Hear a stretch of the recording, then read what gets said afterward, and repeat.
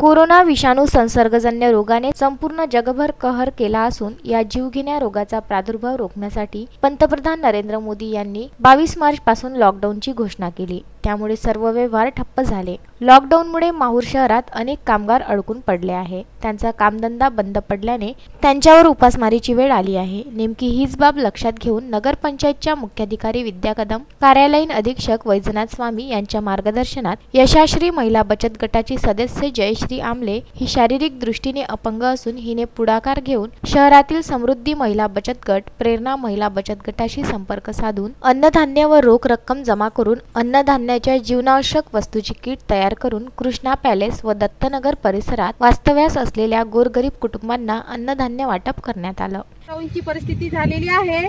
ते बाहेर माहूर नगरीमध्ये बाहेरगावचे लोक जे कामासाठी आलेले होते ते बाहेरगावचे लोक इथे अडकलेले आहेत आणि झोपडपट्टी बांधून राहिलेले आहेत त्यांच्यासाठी आणि त्यांची ते उपासमारीची त्यांच्यावर जी वेळ आलेली आहे ते लक्षात घेऊन प्रेरणा महिला बचत गट, यशस्वी महिला बचत गट व समृद्धी महिला बचत गट या महिलांनी व महिला मंडळांनी आम्ही सगळ्यांनी मिळून जे धान्य जमा केले सगळ्यांनी आणि अन्नधान्य आज वाटप केले। या कार्यक्रमाला माहूर नगरपंचायतच्या मुख्य कार्यकारी अधिकारी मॅडम विद्या कदम मॅडम उपस्थित होत्या।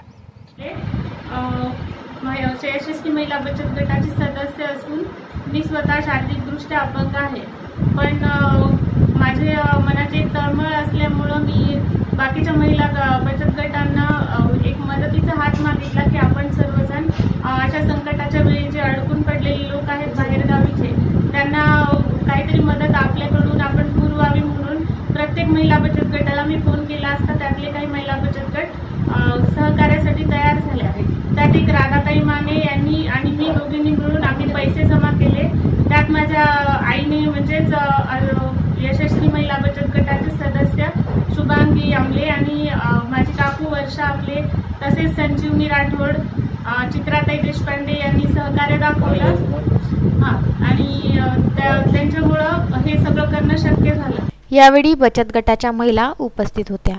विदर्भ न्यूज करिता माहूर येथून राजू दराडे, संजय गोगरे व अनवर खिच्ची।